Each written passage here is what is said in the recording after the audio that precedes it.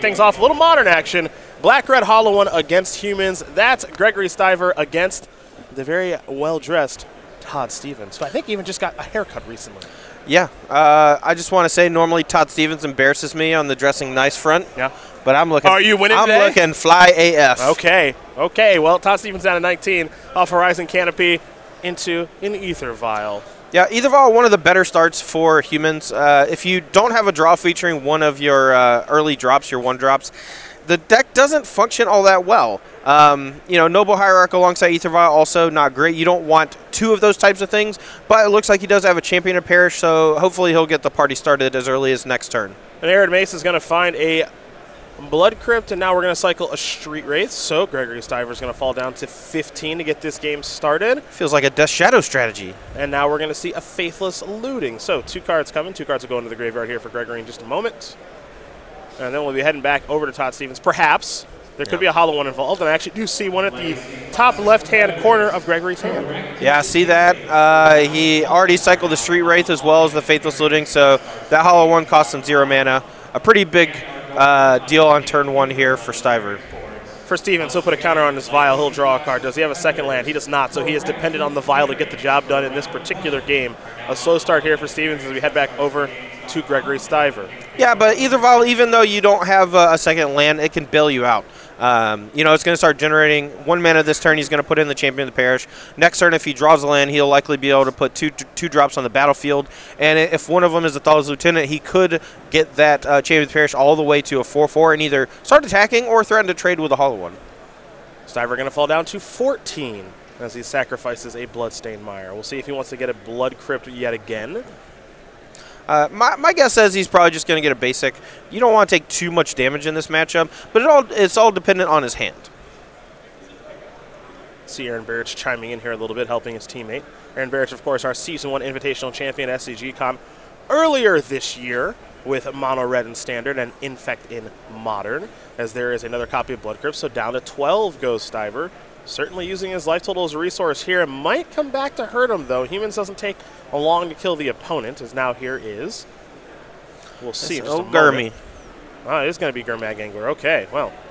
Turn 1, 4/4, turn 2, 5/5. Not bad, as there's a Champion of the Parish. Turn 2, 1/1 for Todd Stevens. But that card has the ability to grow, as Vial's going to tick up to 2. Well, it looks like he drew another Champion of the Parish, and while it's probably not as good as a land, whoa. Maybe I'm wrong? Yeah, if he drew a champion, I have to imagine he would have played it. It might have been another Thoughtless Lieutenant. It was a cheap white card. I would love to know if it was a champion.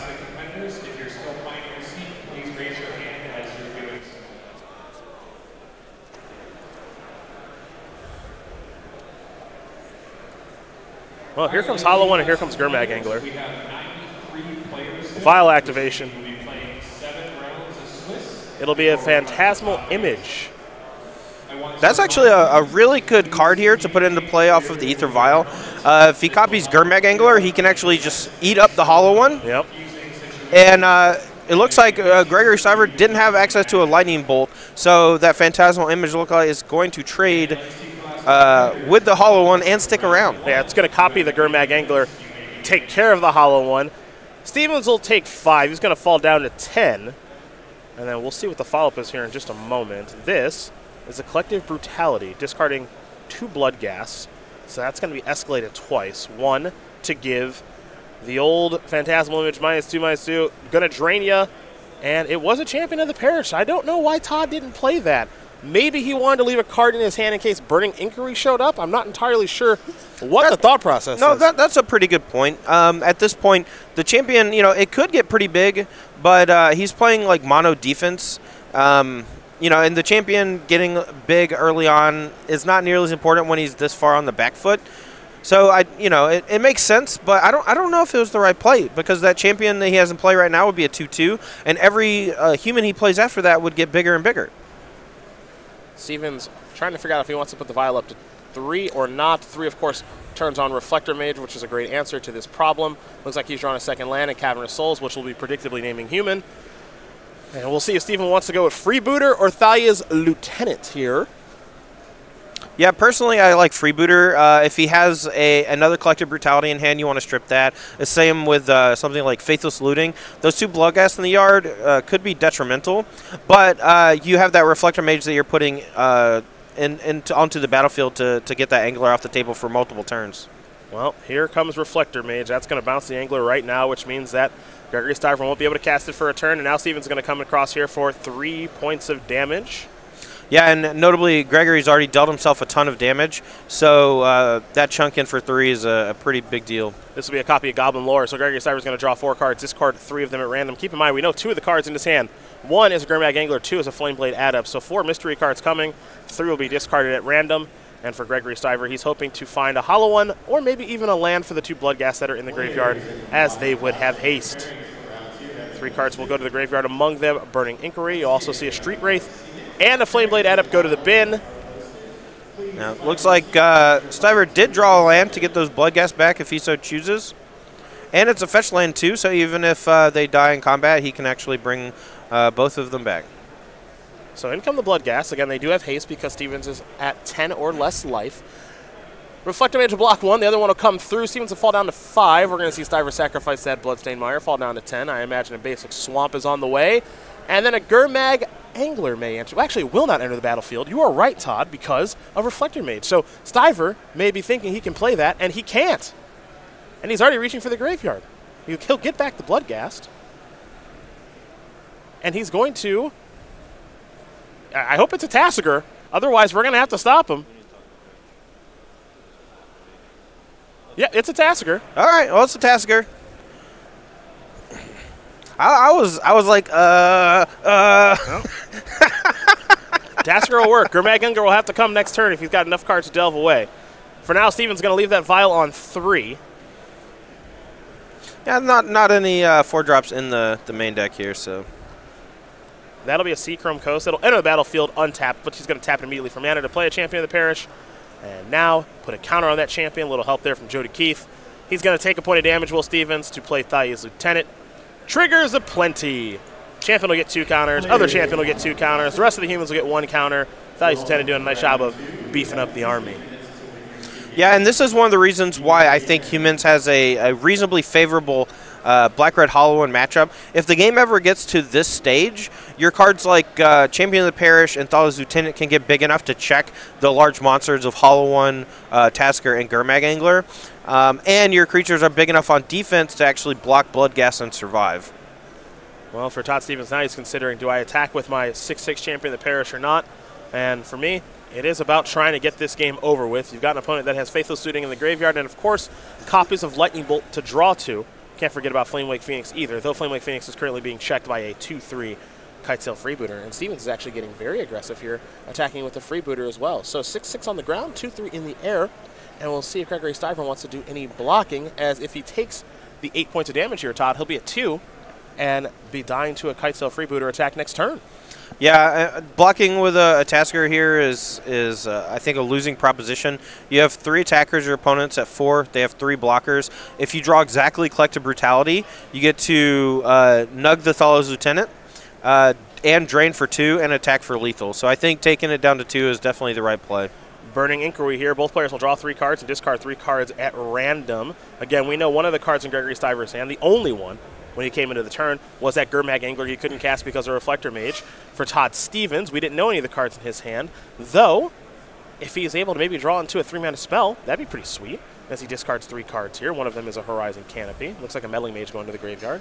Gurmag Angler went to the bin there for Gregory Stiver. So did a Flamewake Phoenix, so that could come back from the graveyard here. Yeah, but I don't think it's going to be enough. If he had hit like Bloodghast plus Flamewake Phoenix, that would have given him 5 attackers versus 3 blockers, and that actually would have gotten the job done. But he doesn't have enough red mana here to cast Lightning Bolt if that's his last card. Here come the Knuckleheads. Everybody's going to come in here. Todd Stevens says, I'm going to block your Bloodghast on bigger creatures. My Thais Lieutenant will jump in front of Tasigur. I'll take 2, fall down to 2. You can't cast Lightning Bolt, so I win the game. Todd Stevens with Humans going to win game number 1 here over Gregory Stiver. Playing Black-Red Hollow One as we go to the sideboards here, and we will start with our Hollow One player who has 3 copies of Fatal Push, 3 Leyline of the Void, 3 copies of Grim Lavamancer. Great card in this matchup, along 2 Engineered Explosives, 2 Ancient Grudge, and 2 copies of Thoughtseize. Todd, what do you want here?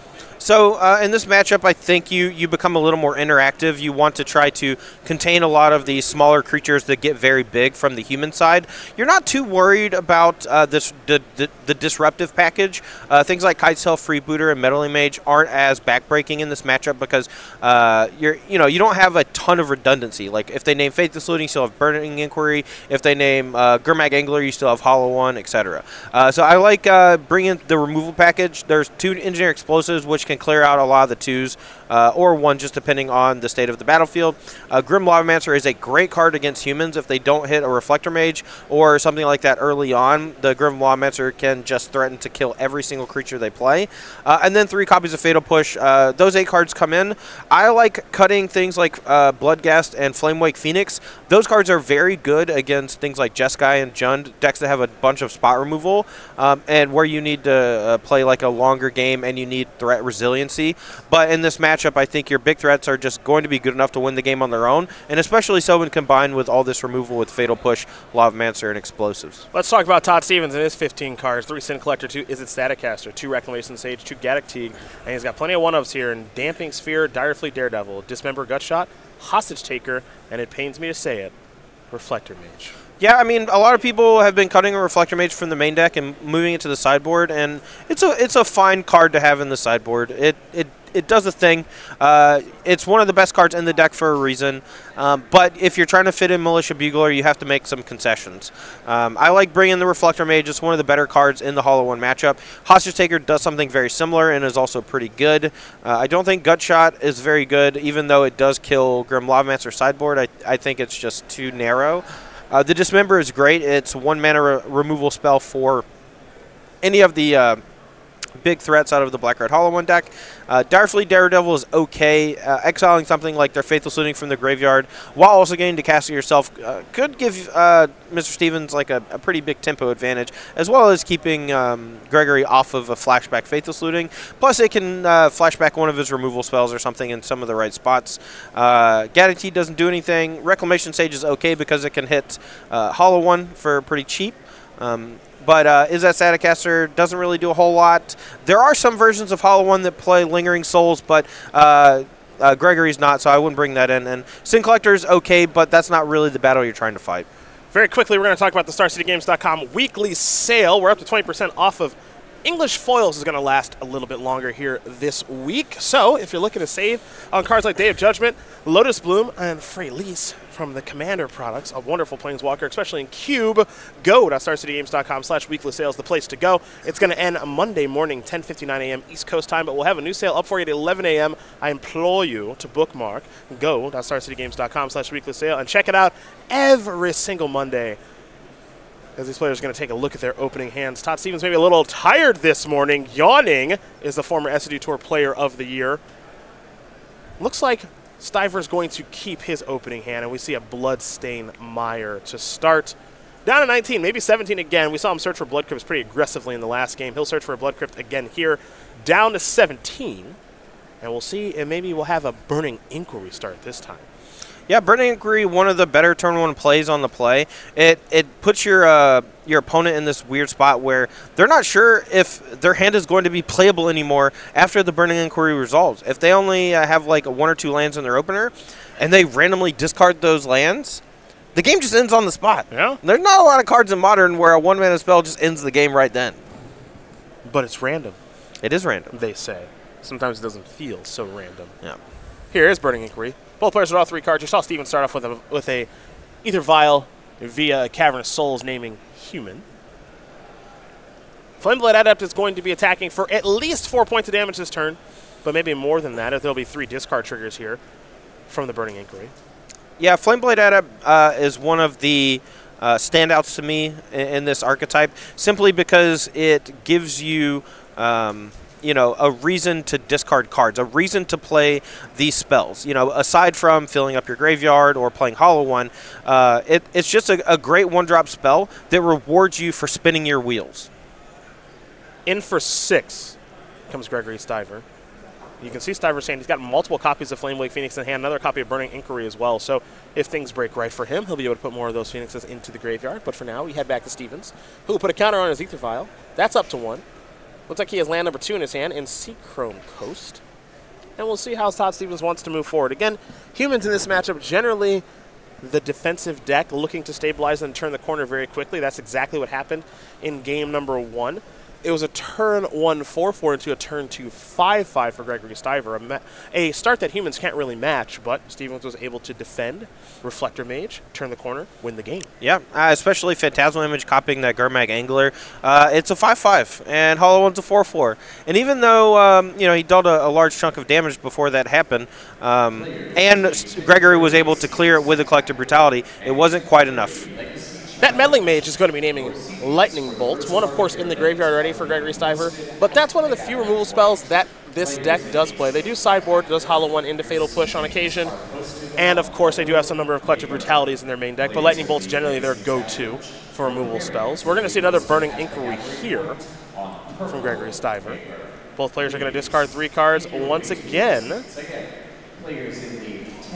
So, an Angler, a Lavamancer, and a Bolt going to go to the graveyard. It's actually a good discard there for Stiver, one may argue. However, the Flame Wake Phoenix did not go to the graveyard there. For Todd Stevens, he lost 2 1-drops in Champion of the Parish, Noble Hierarch, so can't vial those in, and then an Ancient Ziggurat, so maybe he needed that land. We'll see once we get back to his turn.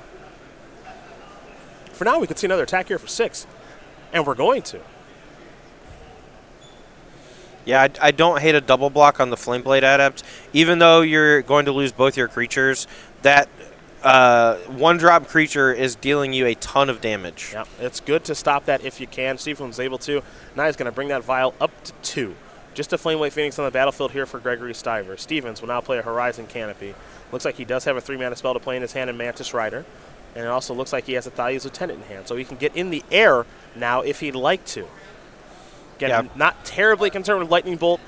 2 of them in the graveyard right now. As there is the Mantis Rider. Stevens had to pay a life to cast it. And now he's going to attack here for 3. Will he take the opportunity to vial in this Thalia's Lieutenant? He will. Yeah, he was trying to bait a Lightning Bolt from Gregory there, but once he realizes that, like, you see Greg, he's just like, okay, I'll take it, and he goes to, like, write down the life total change. That's usually a notification that your vial on 2 can put in the Thalia's Lieutenant and deal an extra point of damage for free. We get a Street Race cycle, and now we're going to see a Faithless Looting, so 2 cards coming here for Gregory Stiver, and then 2 cards will be going to the graveyard. Perhaps this will allow him to play a big Dredge spell or Hollow One. As Stevens right now sitting in the driver's seat, he's done a nice job of taking care of the lone threat that Stiver really had that was problematic in Flameblade Adept. Yeah, unfortunately for Stiver, he actually discarded a Gurmag Angler on one of the Burning Inquiries and hasn't drawn a large creature since. Hey, that's all part of playing Hollow One. Yeah. While there is an element of randomness to the deck, it is surprisingly consistent. Another Burning Inquiry, our 3rd one of the game. Both players are going to draw 3 cards and discard 3 cards at random. So we'll see what goes to the graveyard now for Stiver. It's a Bloodstained Mire, a Fatal Push, and a Flamewake Phoenix for Stevens, a Plains, a Vial, and a Thalia, Guardian of Thraben. We'll see what he's left over with in just a bit. Flamewake Phoenix has to attack. It says it right on the card. Yeah. Mantis Rider doesn't have to block, but it will. It's the Ulamog Crusher of the Phoenixes. Yes. Yes, it is. Ulamog's Crusher might be a little bit better right now, though, that's for sure. It also costs 8. Yeah, well. A Vial for 3. Looks like we might have a Militia Bugler here, folks. Weird. Bugler is going to take a look at the top 4 cards of the deck, among them a Reflector Mage, which means this game may be over now. Yeah, and I'm pretty sure Stevens already has a Reflector Mage in hand, so this is basically all she wrote. At 11 life and no cards of consequence in Gregory's hand, he's going to need some insane peels, something like Faithless Looting into double Hollow One or something like that, and even then he might still lose to double Reflector Mage. And that is going to do it. Todd Stevens is going to win this match over Gregory Stiver. Humans is going to clean up on Black-Red Hollow One. Generally a good matchup for Humans if Hollow One doesn't do anything too crazy, and that's exactly what happened. Congratulations to Todd Stevens. He wins game number 1 and game number 2, match 1 for Team BC Goon. We're going to move down to Standard. Really? Yeah, let's get our eyes on some standard. That's what you want to watch? I do. I want to watch Jim Davis do his thing right now. You see Aaron Barrett already up a game over his pal Jody Keefe. So we're going to watch Nathan Fountain against Jim Davis' Esper Control against Blue-White Control. Got to give Standard a little bit of love here, folks. You know they're in game 1, right? I sure do, which means we're going to stick and stay for a little while. That's what's going to happen. Now look at this. Look at this. Now this is what I'm talking about. I'm talking about the fairies.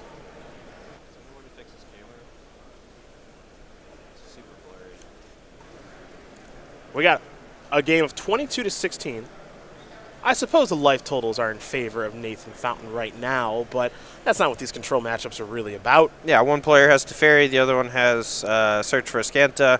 But looks like Jim has access to at least one Field of Ruin on the battlefield, so the Search for Ascanta is not that big of a deal. We do apologize for the technical difficulties, working on getting these fixed as best we can. If we can't, we will jump over to that Legacy match just so that you guys are aware at home, as it looks like Vraska's Contempt is being cast right now on this Teferi.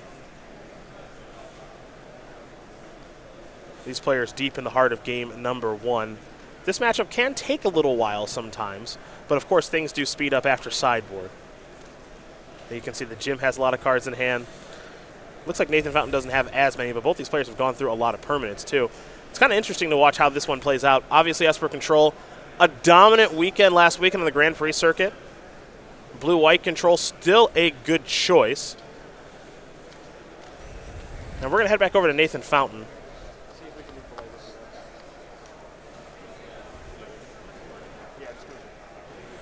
And as we worked on the technical difficulties of this particular matchup, we are actually going to jump over to our Legacy matchup, because we want to work on getting that camera fixed for you viewers at home as best we can, provide the best viewing experience. So for now, we'll turn our attention to the Goon Squad against the your current Invitational champion in Aaron Barich, who, again, without his hat. You think someone stole it? No, I actually talked to him yesterday, and I want an answer. He said that when he got home from the Invitational, he just put it down at his apartment, and the next time he went to a tournament, he looked for it and couldn't find it. What? And I asked him a question. I'm like, well, do you think a raving lunatic fan broke into your house and stole your hat? And he's like, no. I think I just misplaced it. But it's your lucky hat. But it's at his house. It's got to be. I don't understand. I mean, have you never lost your keys before? But keys are smaller than a hat. I mean, not my keychain. My keychain is gigantic. I got like a bike lock on it. I ain't losing my keys again. Okay. One time my keys were in the freezer. That I don't even know what to say to that. Why? I wanted to go to like Arby's or something, and my wife took my keys and threw them in the freezer. Oh, well, that's just good play by Callie. No, it was great. That's all. Super smart. That's very smart. Yeah. Because no one should eat at Arby's. Yeah. What do you even order there? Turkey bacon ranch sandwich. The old TBR? Yeah. Curly? Yeah. You strike me as a curly fry. No, I don't really like curly fries. I got sick of curly fries when I was in high school. Arby's sauce? Arby's sauce is okay. Horsey sauce. But when I'm doing the turkey bacon ranch, I just do the ranch. All right. Yeah. Jamocha shake? Yes. That's the only good thing on their menu, by the way. I once left a Jamocha shake in that same freezer for like 2 years. I just forgot about it. Well, I got one, and then I was just full from my food, and I didn't want it. And I was like, I'll just eat it, drink it later or whatever. Okay. And then when we moved to Roanoke, 2 years later, we had to clean out our fridge, and I was just like, oh, there's that Jamocha shake. Tell me you threw it away. No, I ate it. Oh, no. No, of course I threw it away. I'm not a monster. All right. We have no empirical evidence of that. Jody Keefe has a Glacial Chasm. He's got a Dark Depths. He's got a Mana Bond. A couple copies of Grove of the Burn Willows, Mox Diamond, Taiga Forest, Rashadan Port, and a couple of cards in hand for Aaron Barrett. I see 2 Noble Hierarchs, a Relic of Progenitus, and just a couple of lands here. So we have the Glacial Chasm from Jody Keith, which is actually just locking out Aaron from doing any real damage or infect damage to Jody. But it looks like Jody is comfortable letting it die here. Either he has Life from the Loam, or he thinks he's going to be able to clear off these Noble Hierarchs with Punching Fire this turn. Oh, let's see what Jody Keith's got. He's going to play Life from the Loam right now on his graveyard, right into a Relic of Progenitus. He ain't scared. Why would you be scared? He says, you want to take my graveyard away from me? Go ahead. You got to get rid of that Relic of Progenitus one way or another. See Barich's hand. He does have a copy of Force of Will, among other options there. I'm not positive that he actually has another blue card, though. The trick here is that Life from the Limb's on the stack, so if you do pop the Relic of Progenitus, that means that the Life from the Limb still goes to the graveyard, but that means Aaron doesn't have to worry about Glacial Chasm over the next few turns. The problem here is that all of his Infect threats are dead, and he's going to have to try to do natural 20s, or I guess 14 damage here, with Noble Hierarchs. At least as things currently stand, that'll have to be his plan. And Barrett's not sure if he wants to pop this Relic or not. Jody Keith offering it up, saying, go ahead, take my Glacial Chasm forever. The reality is I'm not sure Jody Keith actually needs that Glacial Chasm to win this game. Looks like he's doing just fine at the moment. But I can tell you, I can't imagine Barrett ever being able to grab a Punishing Fire with the Relic if Jody plays his cards right.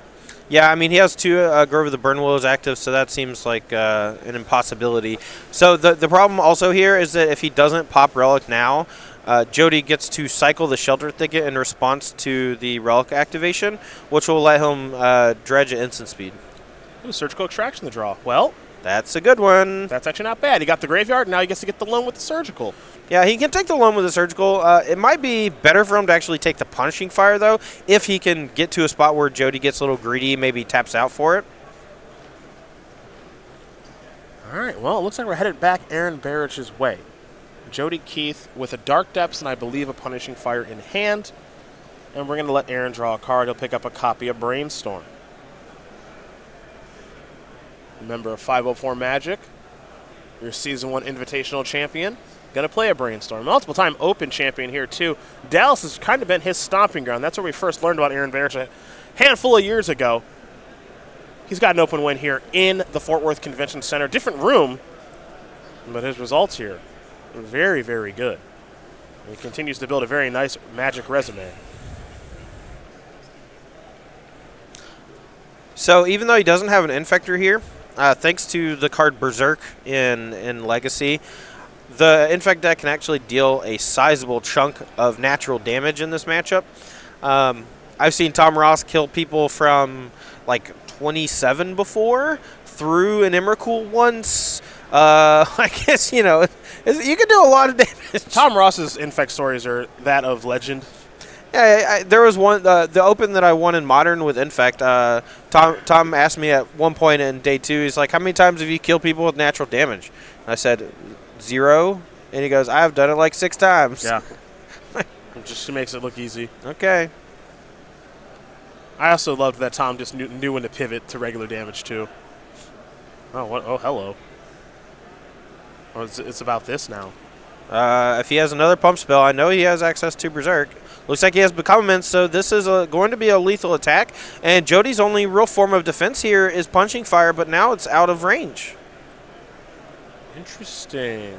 So he's main phasing the Surgical Extraction to make his Become Immense cheaper. And also to make sure the coast is clear from Jody Keith's side. Looks like he has Force plus Brainstorm to stop something like Crop Rotation as well. So I think Aaron actually has this one wrapped up. So let's see. Invigorate resolves. Jody's at 17. Yep. But it's already +2 from the Exalted triggers as well, so that's already 6. Become Immense is 12, and then Berserk's 24. And with the fetch land, he has enough to pay 2 for the Become Immense and then 1 for the Berserk. This deck is funky. Yeah, I'll show you Become Immense and Berserk. Sack this, play these, do this. Jody Keith's hand is a Punishing Fire in the Dark Depths. Aaron's going to explain exactly how this is going to work. And this is free-ish.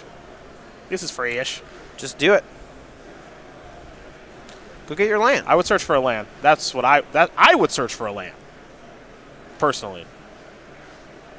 Maybe he doesn't have any more lands because Jody wastelanded them all, and then Relic took them all. He's shortcutting a little bit. Well, no, he's not, because he Berserks first, and it's still enough. Oh, sure. Because, yeah, I think he actually just didn't have another land to fetch, and that's why he was like, okay, I fetch, I Berserk first, it goes to 12, and then the Become Immense is 18. Got it. So it's still enough, and he had just enough mana even without a fetch. Well, Aaron Barich is going to win his match over Jody Keith. And now we're all tied up here between Team BC Goon and Team, what do we want to call Barich's? Invitational Squad? The Invitational Squad? Envy Squad, since he's the Invitational champ? I mean, How's that sound? we can call them the Champions Club. Ooh, I like that. Yeah. Champions Club. All right, well. Ooh, it looks like Standard's in a judge call right now. So that's why you see kind of a standoff here. And they're still in game number 1. So here's what we're going to do. We're going to come back to the booth. Here's what we're going to do. We're going to bring it back over here to our shiny faces. Hello, everyone. Shiny. Someone hit me with that makeup bag. Boom. Boom. Bozo the Clown style. Just boom. I hope that never happens. I hope it does. That would be tight. Though, actually, I do want to be able to one day when we take a break go, makeup! You know, I've never put on makeup before. Me either. And I feel like if I'm going to be on TV every couple of weeks, you know, maybe Twitch.tv, it's in the name. You're right. Okay, sorry, continue. You know, put a makeup person on. I've always on payroll. I need a little blush. I don't know. I don't have any blush. My face is red as heck. I don't know what blush is, actually, or any makeup, honestly. I don't know any of it. Blush is the red stuff that goes on your cheeks. Okay. There's, like, eyeliner that goes on your eyeline. Do you know what mascara is? Yeah, it's on the eyelashes.